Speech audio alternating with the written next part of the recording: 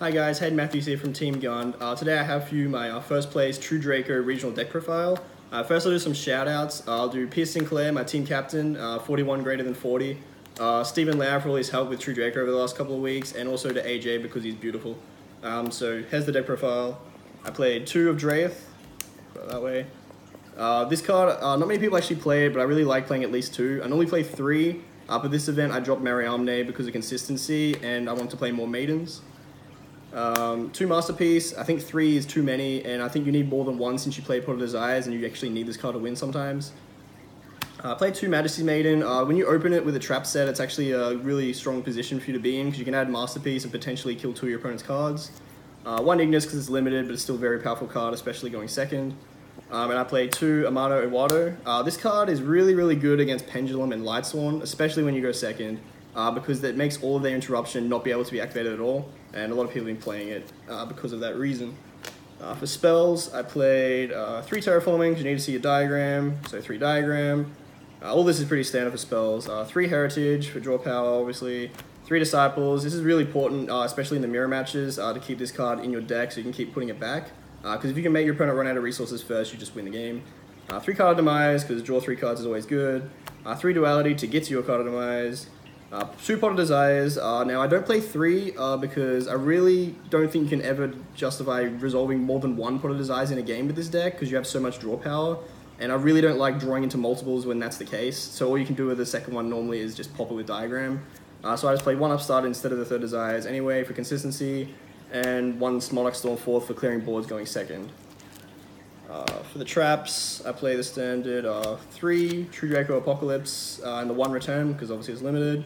I also played 3 Rivalry of the Warlords. This card was quite good at going first and second because it's like a pseudo board wipe against established boards, because a lot of the big boards this format have a lot of different types on the field.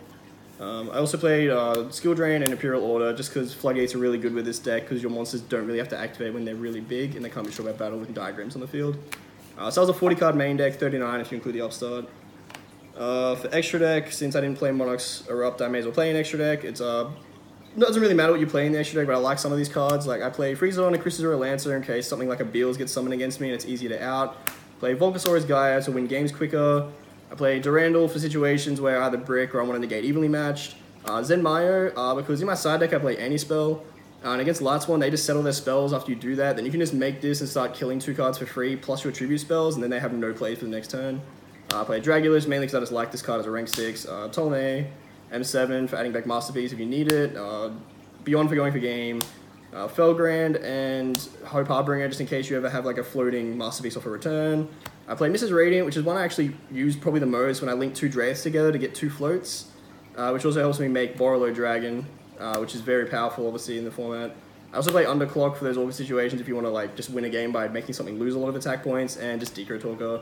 Like I said, the extra deck doesn't really matter that much, but sometimes some of these cards can win you a game. For the side, I played 3 Draw and Lockbird, because just for the FTK basically, and sometimes you can put it in against other matchups. 2 Ra Sphere Mode, mainly with Sphere Mode and also Zaphion. I played 2 of them instead of 3 because I only played 2 Amano in the main deck, and these cards generally just replace those cards because I don't want to have too many monsters playing Card of Demise. This card's really good in the mirror, and this card's really good against like Pendulum and the Lightsworn deck. And I guess an ABC player as well, this is really good against because he played the Ojama crazy combo deck. I play 3 Anti-Spell, which I actually didn't need to use because after siding I never went first because I actually 2-0'd every opponent on the weekend. And I also side 1 Candina, 1 Light Stage, and triple Reincarnation.